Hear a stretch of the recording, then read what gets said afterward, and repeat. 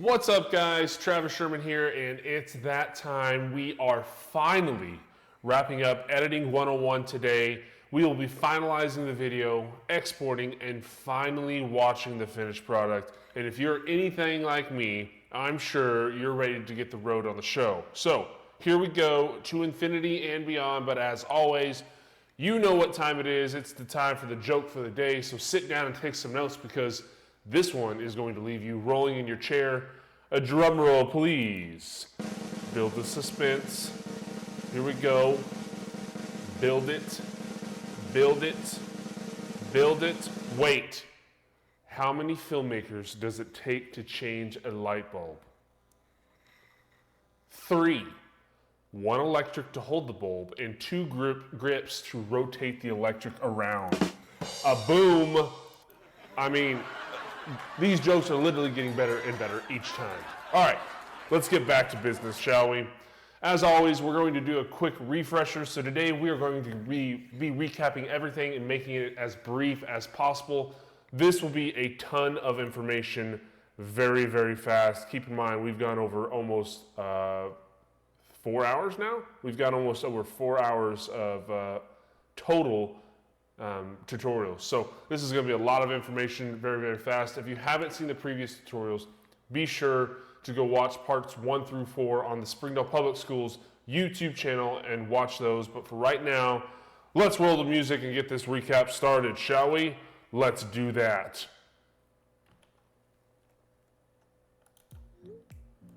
Okay, let's pull up this. All right, so the very first thing we talked about was organizing our workspace. Remember, organizing and efficiency, organization and efficiency is what we're looking for as editors. We've created folders on the desktop to kind of emulate organization. Now we can, if you have multiple people using the same folder, we're just gonna click new folder and type your name, and then everything inside that folder should be organized into subfolders. So we've got maybe packages as one of them, maybe films as another one, and then we are going to label every type of project in here. So this one, packages, we could put the edge. In films, we could put camera warfare, and then everything stored inside of those should be related to that project. It's very easy and efficient to find things. So that's what I would encourage you to do, is create these folders on your desktop. Let's go over Premiere Pro. So I'm going to go ahead and open up our project for camera warfare, which is what we've been working on. Remember, we didn't use the edge. We went over the first 2 tutorials, I believe, was the edge, but then we switched to camera warfare because it was a better demonstration of everything that we needed to cover. So in the future, though, we will be covering the edge. That is how to assemble a package. So be sure to tune in for that one. But for right now, we are just going over camera warfare. So we talked about how to organize our workspace. We can click and move these things around if we needed to. We can resize windows if we needed to. If you get out of whack and you've done something weird, you can just double click on your default and it will revert to its saved layout. So you could do that. We talked about what a timeline marker is. So if I pull up any type of shot, right there is our timeline marker, and you can scrub through. I hate looking at myself. Let's change it to a better shot, shall we? There we go. That's kind of a neat shot. So you've got the timeline marker, and scrubbing is what we did. Creating a bin. These are all bins, aka folders. All you have to do is right click and new bin, and then you can label it. You can either double click on the bin to relabel, or you can single click and hit enter, and it will allow you to relabel as well. In order for all of this to work, what we did was we went and changed our keyboard shortcuts. So we went to Premiere Pro keyboard shortcuts, and it has to be Final Cut Pro 7. By default, it is Adobe Premiere Pro. That's the default, but we want to switch it to Final Cut Pro 7. That's pretty much what everybody uses around nowadays. All right, so it is on Final Cut Pro 7. Okay, we set in and out points. So I is the shortcut key for in, O is the shortcut key for out, and now it is only going to select that part to bring into your timeline. That is a handy tool. If you just want to bring in video, you would click this button right here, and it will allow you to just bring the video. If you want just audio, again, you're just going to click this button right here, and it will just bring the audio. Okay? Muting tracks. This currently is muted, so if we turn it off, it will unmute that layer. So that is how you mute tracks. If you want to turn off the video, for instance, right now we've got camera warfare. Uh-oh, our music is ending. We can't have that. Roll it again. Here we go. So if we have this one, for instance, we've got a graphic. If we just turn off the graphic, so right here there's an eye, you can turn it off. That's what it looks like without the graphic. That's what it looks like with, or you can do the reverse. No footage with footage. So that's how you turn video on and off. Kind of helps you a little bit. Shortcut key to undo, Command Z. That will undo your previous move. If you want to redo it, there is a shortcut key for it, and that is Shift Command Z is to redo. Okay, in for snapping. So in will allow us to, if I hit, I just turn it off by the way. If you turn it off, it no longer snaps the clip, Command Z. If I turn it back on, you'll see that the arrows actually snap to the next shot. That's going to be handy, especially when we go over to the very last part about finishing touches. Okay, Command X will allow you to delete, Command X. Command C will allow you to copy. We'll went over that briefly. So Command C, you can come over here. Command V will paste it. B for blade, that allows you to cut things. So if I click B right now, it turns into a blade and it'll allow me to make cuts in my clips. A for arrow allows you to switch back to your normal tool. T is going to allow you to select everything to the right of these arrows. So if I click right here, it's going to select everything. Boom, there you go. That is a very quick, easy way to select things. Now A for arrow, but you'll notice that it also selected this, looks like, what is it, ambience? Some type of ambience. So it selected this whole thing. Maybe you don't want to move that. That's okay. If you hit Shift and then click on whatever you don't want selected, it will actually deselect it. So now you can move this all around as one, okay? So that's pretty neat. Command H will allow you to hide or minimize your window. So that's Command H. Command R, which you'll see, actually I have something in my timeline that is not rendered. Very, very important, rendering, in order for your computer to process. So Command R is to render the project, okay? It's gonna take too long, we gotta keep moving, so I'm gonna cancel it. Command J will allow you to change the speed of clips. Now, keep in mind, Command J, if I hit it right here and I change this to 200, which is actually fast motion, it's just going to shorten the clip, no problem, right? But if I do hit Command J and I want it to be slow motion, 50%, it's actually only going to fill that space that's allotted. This clip probably should be a lot longer. For instance, let's drag it up, right? Now if I hit Command J, 50%, you'll see that it's actually this long. But if I leave it in the space allotted, hit Command J, 50%, it's only gonna fill up that space. So just keep that in mind. Okay, moving forward, dragging in clips with Command. So if I take this clip and I hold down Command, you'll see the arrows actually change. It's going to shift everything to the right from that point. So if I drop it down, you'll see that it shifts everything. This is very handy when you start editing longer projects. And we're running out of music again. M is your marker command, or you can come up here and hit marker. That is a placeholder for an edit that you want to make. So it's just a placeholder. Just hit in accidentally, there we go. Okay, arrow keys allow you to go one frame forward or one frame backward. Up goes to the beginning of the clip, down goes to the end of the clip. We went over effect controls and how you can manipulate motion, which is the position of the video, the scale, you can scale it up. The opacity we talked about briefly, that's the transparency. You can also manipulate the volume, which, very, very important, don't develop bad habits. You want to adjust volume. Gain is an absolute last resort. Do not adjust gain. Don't do it. Don't do it.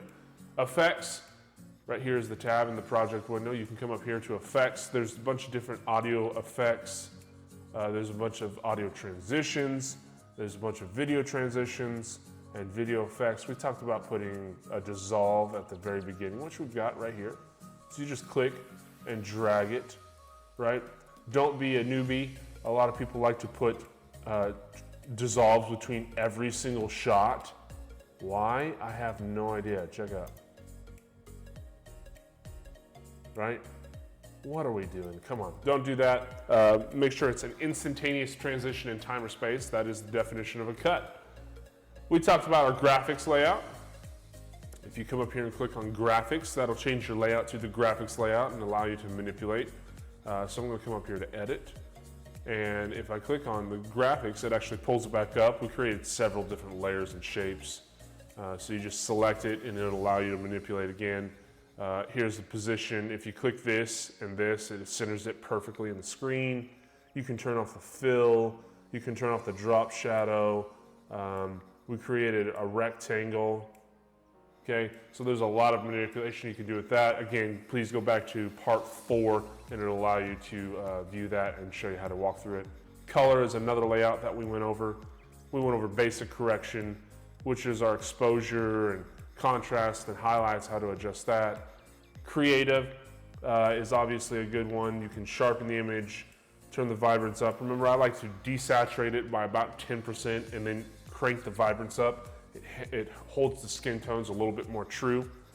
Curves is separated into RGB, red, green, blue, and luminance. So you can mess with those, pull some colors out that you don't like. And then we talked about let's close out of that one, sorry. We talked about our vignette and how you can adjust and kind of bring in the edges to where it's a little bit more focused on what you want them to see. Okay, wow. That was essentially what we went over in parts 1 through 4. Again, if you didn't watch those, you can go to the Springdale Public Schools YouTube channel, and under the AMI Video Productions playlist, they are all available, as well as our Real Cinema Experience series. That's a mouthful, which is a great way to hear from past students turned industry professionals. If you missed the last one, it was with Brandon Bucheri. We chit-chatted for about an hour and 15 minutes, went over some great things I think you guys would find interesting. And so here we go. Today we are finally finishing this thing. Editing 101 is about to be a wrap, but before we can call it, we need to go over the final touches to any project as well as finalizing it. Okay, here we go. So, music's over, we're ready to begin. All right, so the first thing, let's go over to our project window and let's talk about the different possible sequences. Remember, this right here is a sequence. If you ever open up your project and actually click out of that, you're like, oh my God, the sequence is deleted. Command-Z actually doesn't fix anything. That's okay. We created a folder, a bin, remember, so if you drop the drop-down arrow and you double-click on Camera Warfare, there you go, it pops back up. So that is a possibility. Now, in the professional industry, for films, I will specify for films, broadcast is a little bit different. For films, they're probably going to have tons of different sequences. So what we could do is not click on that. What we could do is right-click, new item, and sequence, and we probably would have what we call first draft, right? So this is the first draft. So instead of Camera Warfare, it would say first draft. Then we would probably have a new item, right? There's probably going to be some revisions, so you'd have second draft. Okay, then you would probably, let's say you had a second draft that they were happy with. What I would have is called picture lock. What is picture lock? Picture lock means that they are happy with the video. The video looks good. We're not going to touch the video from here. In fact, what we typically do is we come over here and we lock it. That symbolizes that this is locked, picture lock, do not touch the picture. Okay, so you could have picture lock. Then maybe you have another sequence that's called, audio lock. We're finally happy with the audio revisions. People have put in sound effects. Then you have another one that's called special effects. I know it looks like sound effects, but it could be special effects. Okay. Have another one that's labeled new item, sequence, color. That's kind of the last thing that we do is colorize anything. So you have a bunch of different versions. Why would we keep all of these? Very good question. What happens if you are on draft 3 and they send back a revision and they go, you know what, actually, we kind of liked draft 1 better. Can we just go with that, right? And you realize, oh God, I actually just worked on the same sequence this entire time. Draft 1 no longer exists. Right? So now you're in trouble. So I would always keep everything, absolute everything. Don't delete anything. So that's why it's important to have a bunch of different sequences for you. All right, let's go back to Camera Warfare. All right, so one of the very first things that we do when we finish, I know this is not a completed one. Don't worry, we will watch the completed one. We want to go ahead and make sure that you have no in and out points in your timeline. Occasionally, if you hit I in your timeline, let's say O over here, you might think that you're setting an in and out point in your preview window, but you actually were setting it in your timeline. So what does this do? Well, essentially what happens is when you render something, it's by default going to select your entire timeline and it's going to render. But if you set an in and out point, it's only going to render the section that you set the in and out point for. So for instance, if I hit Command R right now, it immediately started playing from my in point. That's because it rendered super fast, which there was nothing to render, and it started playing from my in point. So you're saying essentially to the computer, this is my final video. This is the final video. So by default, when you go to export, which we'll do in a second, it's only going to export this part right here. Okay? So why do I say that? Well, occasionally I'll have people that accidentally set an in and out point that looks like this. It's just one frame. You can see it's right here in your timeline, right there. It's just one frame. It's an in and out point. Very, very bad. So when their video finally finishes, they've worked weeks on it, they submit it, it's only one frame long. Ouch. So how do we get rid of this to make sure that we are okay? Well, the easiest way to do it is go into your timeline right above the numbers here by your time code. Right click, clear in and out. And it will erase any in and out points that you have set in your timeline. So that is step number one. Make sure that you do that. Very, very important. Step two, you do not have to render. Rendering is for the editing process. It helps your computer process, it allows you to view things, it allows you to make the edits easier. So when you're exporting, you do not have to render. That is what the computer is doing when it finalizes the video. It's rendering, saving new files, so it's rendering for you. Now, I will say this, it will take much longer if you do not render. So if you are in a competition, for instance, you only get 5 hours when we do competitions. I would be rendering as you go. So as you make an edit, it needs to be rendered, render. Make another edit, it needs to be rendered, render. Okay? Otherwise, in your competitions, a 5-minute video is going to take about an hour and 15 minutes to export. So make sure that you are exporting as you go. Make sure you're rendering as you go, but you do not have to. I'm not going to do it just because that's how cool I am. Next, make sure there are no flash frames. What is a flash frame? I'll show you real fast. Let me make this weird edit for you real quick. Yeah. Okay. So if we zoom out, right, you can hardly see, but watch what happens. Did everybody see the black frame that flashed across the screen? That is called a flash frame. So if I play it in slow motion, I'll just go frame by frame, right? Picture, picture, picture, and a black screen. That's because probably what happened is snapping was turned off when you originally did this and you didn't actually snap it to the clip. So I would go through and watch very carefully to make sure there are no flash frames. All of a sudden I have to render my entire project again. Oops. Okay, so no flash frames. No flash frames. Next, I've actually seen this on live television, or not live television. I've seen this on TV that you would actually see on like TV. This is when people do not analyze frames. So we talked about an effect called warp stabilizer. That's the best effect to demonstrate this. But, okay, let's let it analyze. Actually, let's do this. Let's make it a real short one, like this one. That way it doesn't take forever. Okay, so you get this message that says analyzing in background, step 1 of 2. Okay, when it's finished, it's going to switch to stabilizing, or it needs rendering, which it just did by itself. Let's do this. Let's make a change. Let's say 103 on the scale. And it's not going to do it for me. But occasionally you'll get a message that says frames need analyzing across the screen. Like right here, it'll say frames need analyzing. And that is because you have switched something. Obviously, my computer fixed it by itself, but obviously you need to analyze the frames. I've seen it on television, like for real, where it flashed across the screen that says frames need analyzing. So make sure you don't have any error messages like that. You shouldn't have any unless you're doing some weird effects, but you should not have any.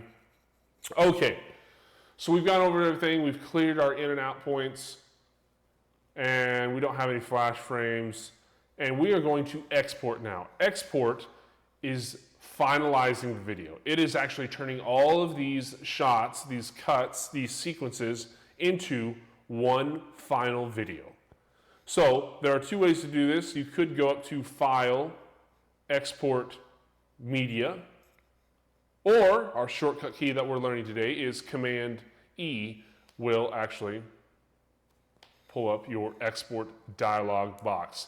And here is the big lesson for today, and that is all of your settings. We're going to go over the settings one by one. I'm going to list the best possible settings, the quickest, the best looking settings. So I would encourage you guys to write this down, but eventually you're going to need to memorize these settings. So the first setting is your format. If you click over here on the right, you've got a drop down arrow, and you can select a whole bunch of different types of formats. JPEG is obviously still images. MPEG 4, that's just going to be audio. PNG, another type of still image. QuickTime is a very large format. We don't use QuickTime anymore. I don't think anybody does. Do not use QuickTime. The one that you're looking for is H.264. That's the best type of codec to use. It's very quick. It's not really compressed. They have a better one that they just released called H.265, which allows you to basically shoot 4K files and compress them into a clear version of HD. So H.265 is probably going to be revolutionary to filmmakers. Not quite there where everybody's accessing that. So for right now, H.264 is the format that you want to go with. H.264. Preset, if you click on match source, it's just going to match what your timeline has got. But again, you want to control everything. You don't know if you necessarily messed up in the timeline, or if you want to change it to different settings, if you want to compress it a little bit for file uploading. So you can leave it for match source right now, but it will change. Output name. So your output name is where you're going to save it to. So if I click on the blue hyperlink, it's going to pull up where we are actually saving it to. We're going to go to desktop. Now you should be saving all of your projects to the same place. You should have a folder system on your desktop, whether it's your name, whether it says films and another says broadcast or whatever. There should be some type of file system.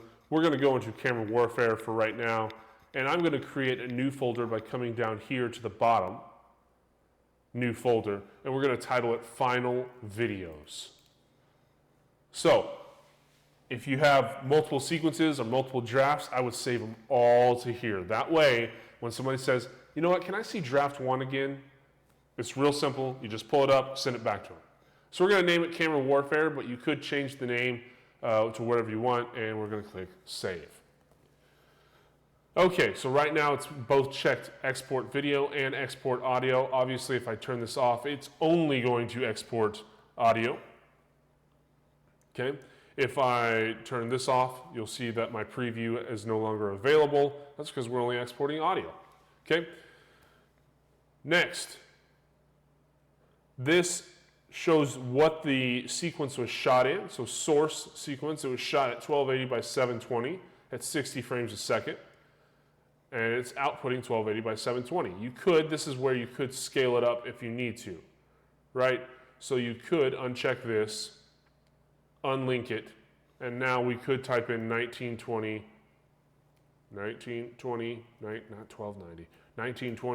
by 1080, and that's what it's going to look like. Okay, so you could do that. I'm going to change it back to normal, 1280 by 720. Keep in mind, you don't really want to scale up your footage. Unless you're shooting 4K, you can scale down.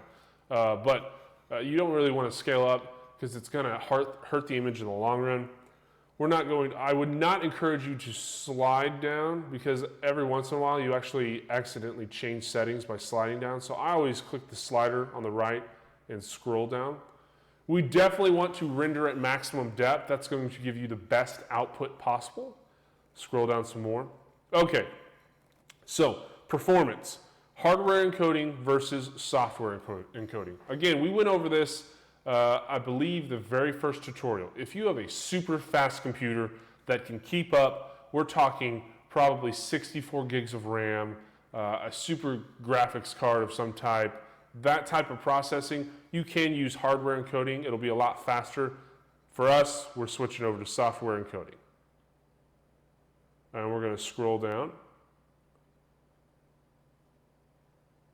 And we get to our target bit rate. This is important. So you can see over here that it was shot at,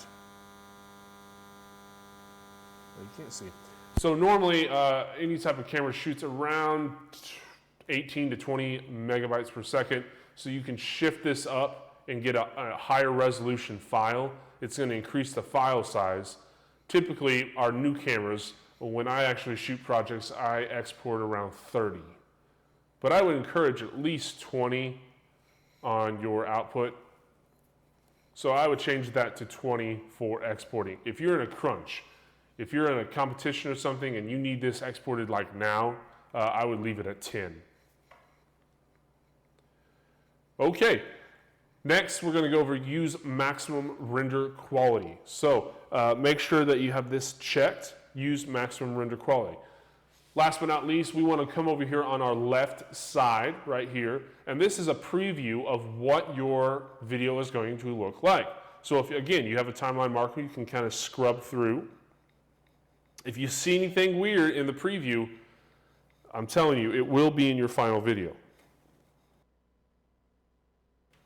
So again, we have time codes. We have right now we're at 55 seconds in our timeline. Our timeline marker is at 53. You can drag it around. The total length of the project is 1 minute, 2 seconds, and 16 frames. So you have that available to you. If you see something that is, let's say, 1 hour and 3 minutes, and you're like, wow, I edited an hour long. No, that's because what probably happened was you did not follow instructions. You just drug this down. You didn't set your in and out points. You started chopping up sequences, and what happened was eventually you've got one of these way down the line, so it looks like a completed video, right? Until you scroll and you're like, oh geez, there it is. So when you go to export, you'll see that it's 1 minute 53 seconds, but it ends and there's a lot of black and then right? So I see that happen all the time as well. That's why we set our in and out points. Use those to your advantage. And I'm going to delete that. Command E for export. It should keep all my sequence settings because I've already changed them. Render at maximum depth. Software.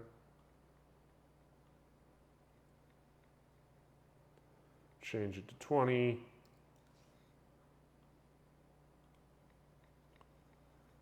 Okay, use maximum render quality. All right, so that's what it looks like. It looks pretty good. So we are going to go ahead and hit this button right here, and that is export.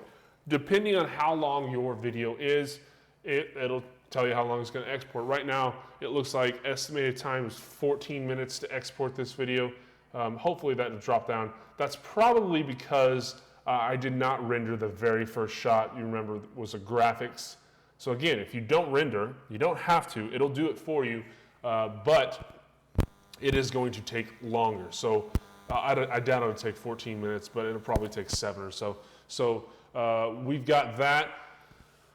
Let's talk about distribution. So while this is going in the background, after it's finished, it will save into the folder that we have created right down here in Final Videos. You'll see that it's currently saving. So I encourage you, please, please, please always watch your videos. Super important that you finally watch your video, make sure that you see it. Oh, it actually quit on me. It did not like that. That's okay. we got through what we wanted. It's still going. There we go. All right. Man. So please, please, please make sure you watch your videos. Very, very important. You will not believe how many people, I'm just going to quit the program because we're finished anyway. There we go, force quit. It will eventually save, guys, and this dialog box will disappear, and all you have to do is hit Command S, Command Q, and you'll have a final video. But if you single select it, let's say this was our final video, which it is. Let's go into something like this. If you single select a video and hit the space bar, that's the quick key to pull up your shot. Okay, so that's what I would do, is I would make sure to view your video. And then from there, you can either go to YouTube, you can go into your server to store it, to archive it, whatever it may be, whatever your distribution process is. But please make sure you actually view your video so you know that it is correct. If there were any errors, occasionally there are. Occasionally you export and for whatever reason the export messed up and there was like a glitch. So make sure you view your videos. In the meantime, we are going to finally view what this finished product should have looked like. This is the full 3-minute version. We only edited 1 minute, but this is a 3-minute version. So enjoy, take a look at the hard work.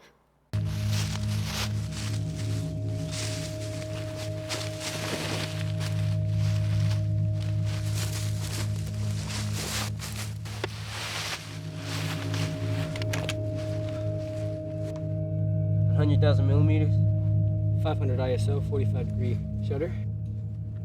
You gotta fight back! Reflecting at a T8. Countering 2 stops for absorption. They may take our lives!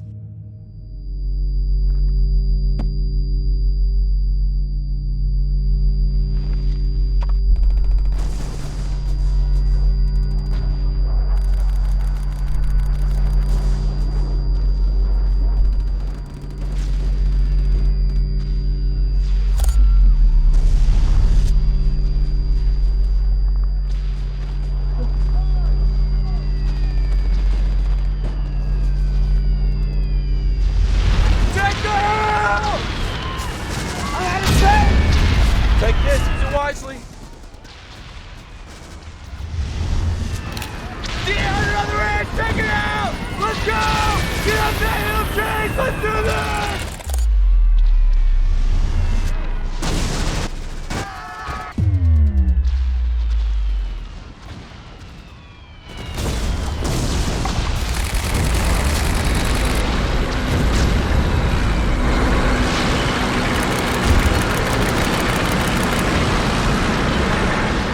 Honestly, who brings the dolly?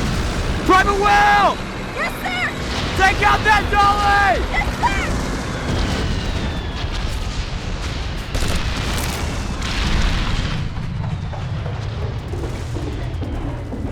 I think I'm in love.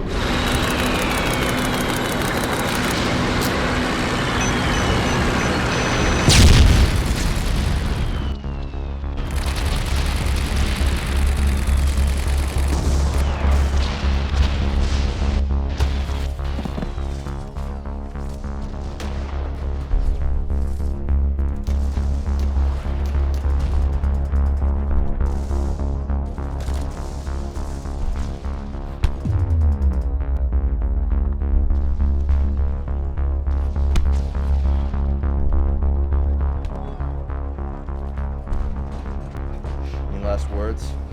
Say cheese.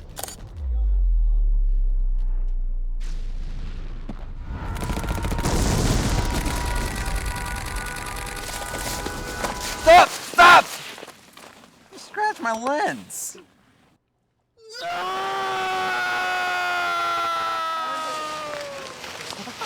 Yeah, we keep it real. And there you have it, guys. Camera warfare, pretty neat project that we worked on. You can see there's a lot of differences in the color. If we go around, I like to desaturate it, kind of created that war feel. We added in a lot of effects, slow motion, sound effects. All of this we went over, and you can create a project like this as well. And ladies and gentlemen, ladies and gentlemen, there you have it. We have just completed our very first series, Editing 101, so we can finally say it, that's a wrap. Now don't forget, if you missed a tutorial along the way or you need a quick refresher, please visit the Springdale Public Schools YouTube channel and go to the AMI video productions playlist. It will have all 5 editing tutorials plus much more. The next series that we're going to cover, it's actually not a series, but it is how to compose an interview. So that's very important, plus the do's and don'ts of an interview. So what else may there be? I don't know. Well, Mama always said life's like a box of chocolates. You never know what you're going to get. So until we meet again, I'm Travis Sherman, and that's a wrap on Video 101. We'll see you next time.